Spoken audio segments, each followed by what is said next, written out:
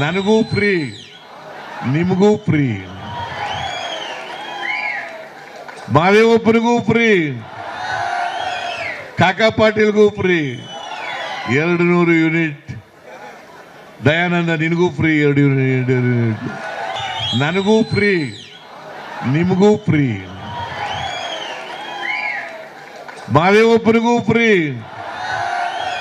ಕಾಕಾ ಪಾಟೀಲ್ಗೂ free 200 unit. Dayananda ನಿನಗೂ free 2 unit. ನನಗೂ ಫ್ರೀ, ನಿಮಗೂ ಫ್ರೀ. ಸಿದ್ದರಾಮಯ್ಯನವರ ಆಸ್ತಿ 20 ಕೋಟಿ. ನೀವು ಶ್ರೀಮಂತ ಅಲ್ವಾ? ಹೆಂಗೆ ಹೇಳಿದ್ರು ಫ್ರೀ ಅಂತ ಹೇಳಿ? ಹಾಗಿದ್ರೆ ನಾವು ಕೇಳಬೇಕಾಗತ್ತಲ್ಲ, ಇವರ ಸಿ ಎಂ. ಆ ಥರ ಮಾತಾಡಬಾರ್ದು ನಾವು, ಅದು ಬೇರೆ ವಿಚಾರ. ನೀವು ಇವರು ಪಾದಯಾತ್ರೆ ಮಾಡುವಾಗ ಇದೇ ರಿಪಬ್ಲಿಕ್ ಕನ್ನಡ ಹೇಳಿತ್ತು, ಯಾವುದೇ ಕಾರಣಕ್ಕೂ ಸಿದ್ದರಾಮಯ್ಯನವ್ರನ್ನ ಕೆಳಗಿಳಿಸೋಕ್ಕಾಗಲ್ಲ, ಹಂಗೆ ಆಯಿತು. ಯಾವುದೇ ಕಾರಣಕ್ಕೂ ರಾಜೀನಾಮೆ ಕೊಡಿಸೋಕ್ಕಾಗಲ್ಲ, ಹಂಗೆ ಆಯಿತು. ಯಾವುದೇ ಕಾರಣಕ್ಕೂ ಪ್ರಾಸಿಕ್ಯೂಷನ್ಗೆ ಅನುಮತಿ ಕೊಡೋಕ್ಕಾಗಲ್ಲ, ನಾವೇ ಹೇಳಿದ್ದು, ಹಂಗೆ ಆಯಿತು. ಆದರೆ ಇವತ್ತು ನೀವು ಹೇಳಿದ್ದನ್ನು ನಿಮಗೆ ಹೇಳ್ತಾ ಇದ್ದೀವಿ. ನೀವು ತಪ್ಪು ಮಾಡಿದಾಗ ತಪ್ಪು ಅಂತ ಹೇಳ್ತೀವಿ ಸರ್, ನೀವು ಸರಿ ಇದ್ದಾಗ ಸರಿ ಅಂತಲೇ ಹೇಳ್ತೀವಿ. ವೀಕ್ಷಕರೇ, ಒಂದು ವಿಚಾರ ಹೇಳ್ಬಿಡ್ತೀನಿ ಕೇಳಿ, ಏನು ಮಾಡ್ತಾರೆ ಅಂತ. ಅವಾಗಿಂದ ಜಾಸ್ತಿ ಕೊರೆಯಲ್ಲ. ಈ ಗೃಹಲಕ್ಷ್ಮಿ ಯೋಜನೆಗೆ 23,000 ಕೋಟಿ ರೂಪಾಯಿ ಬೇಕು. ಎಷ್ಟು? 23,000 ಕೋಟಿ ರೂಪಾಯಿ. ಉಳಿದ ಯೋಜನೆ ಇದೆಯಲ್ಲ, ಫ್ರೀ ಅಕ್ಕಿ, ಫ್ರೀ ಕರೆಂಟು, ಆಮೇಲೆ ಯುವ ನಿಧಿ, ಆಮೇಲೆ ಬಸ್ ಫ್ರೀ, ಈ 4 ಯೋಜನೆ ಮತ್ತು ಈ ಒಂದು ಯೋಜನೆ ಸೇಮ್. ಇದು ಒಂದಕ್ಕೆ 23,000 ಕೋಟಿ ಬೇಕು, ಇದಕ್ಕೆ ಒಂದು 23,000 ಕೋಟಿ ಬೇಕು.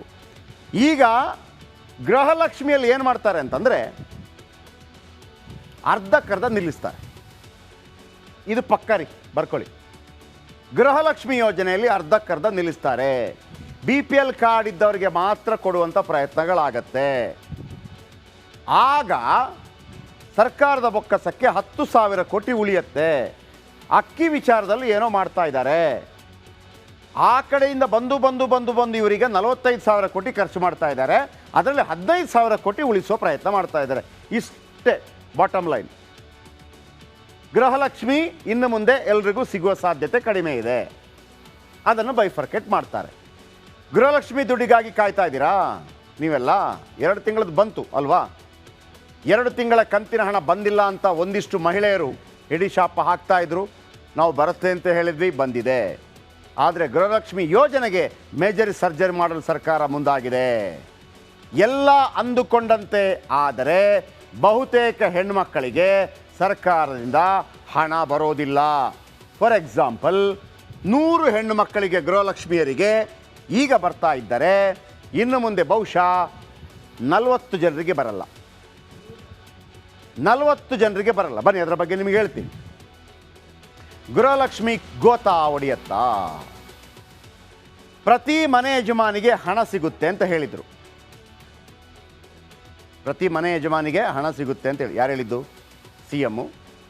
ಆಗ ಈ ಮಾಧ್ಯಮದವರು ಇದ್ದಾರಲ್ಲ, ನಾವು ಸುಮ್ಮನೆ ಕೂತ್ಕೊಳ್ಳಲ್ಲ, ನಾವು ಕೇಳ್ತೀವಿ, ಸರ್ ಎಲ್ಲರಿಗೂ ಸಿಗತ್ತಾ ಅಂತ ಕೇಳ್ತೀವಿ. ಎಲ್ರಿಗೂ ಸಿಗತ್ತಾ? ನಾನು ಆ ಪ್ರೆಸ್ ಮೀಟಲ್ಲಿದ್ದೆ, ಅದಕ್ಕೆ ಕೇಳ್ತಾ ಇದ್ದೀನಿ. ಎಲ್ರಿಗೂ ಸಿಗತ್ತಾ? ಮುಖ್ಯಮಂತ್ರಿ ಆಗಿ DCM ಆಗಿ ಬಂದು ಕೂರ್ತಾರೆ ಸಿದ್ದರಾಮಯ್ಯ. ಎಲ್ರಿಗೂ ಸಿಗುತ್ತೆ, ನನ್ನ ಹೆಂಡ್ತಿಗೂ ಸಿಗುತ್ತೆ, ನಿಮ್ಮ ಹೆಂಡ್ತಿಗೂ ಸಿಗುತ್ತೆ ಅಂತ ಹೇಳಿದರು. ಯಾರು ಹೇಳಿದ್ದು? CM. ನಾವು ಕೇಳಿದ್ವು ಅವ್ರ ಹತ್ರ? ಇಲ್ಲ. ಈಗ ಅವ್ರು ಹೇಳಿದಾರಲ್ವ, ಅವ್ರು ಹೇಳಿದ್ದನ್ನು ನಿಮಗೆ ತೋರಿಸ್ತೀನಿ, ಆಮೇಲೆ ಕೊನೆಗೆ ತೋರಿಸ್ತೀನಿ ನೋಡಿ. BPL APL ಭೇದ ಭಾವ ಇರೋದಿಲ್ಲ. BPL ಅಂದರೆ ಬಿಲೋ ಪಾವರ್ಟಿ ಲೆವೆಲ್, ಬಡತನ ರೇಖೆಗಿಂತ ಕೆಳಗೆ. ಬಿಲೋ ಕೆಳಗೆ, ಪಾವರ್ಟಿ ಬಡತನ, ಲೆವೆಲ್ ಹಂತ. APL ಎಬವ್ ಪಾವರ್ಟಿ ಲೆವೆಲ್, ಅಷ್ಟೇ ಅದರ ವ್ಯತ್ಯಾಸ. Below poverty level, above poverty level. ಬಡತನ ರೇಖೆಗಿಂತ ಕೆಳಗೆ, ಬಡತನ ರೇಖೆಗಿಂತ ಮೇಲೆ. ಎಷ್ಟು ಜನ ಇದ್ದಾರೆ ಬಡತನ ರೇಖೆಗಿಂತ ಕೆಳಗೆ? ಅಂದಾಜು ಪ್ರಕಾರ 1,45,00,000 ಕುಟುಂಬ. ಜನ ಅಲ್ಲ, ಕುಟುಂಬ. ಅಂದರೆ ಸರಿಸುಮಾರು 5 ಕೋಟಿ ಜನ ಬಡತನ ರೇಖೆಗಿಂತ ಕೆಳಗೆ ಬರುತ್ತೆ ಕುಟುಂಬ. ಉಳಿದ 1 ಕೋಟಿ ಬಡತನ ರೇಖೆಗಿಂತ ಮೇಲೆ. ಇದು ಲೆಕ್ಕಾಚಾರ.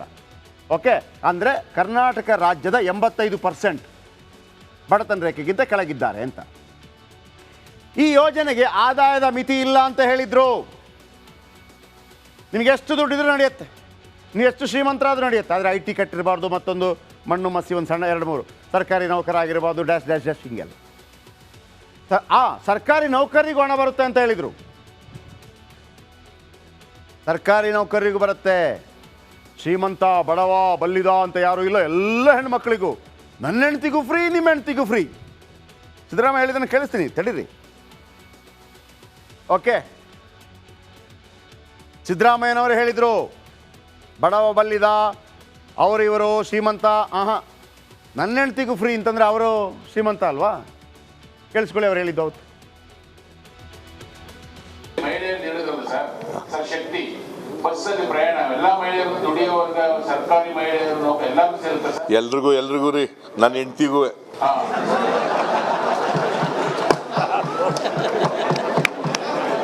ಚೀಫ್ ಸೆಕ್ರೆಟರಿಗೂ, ಎಲ್ರಿಗೂ ರೀ, ನನ್ನ ಹೆಂಡ್ತಿಗೂ.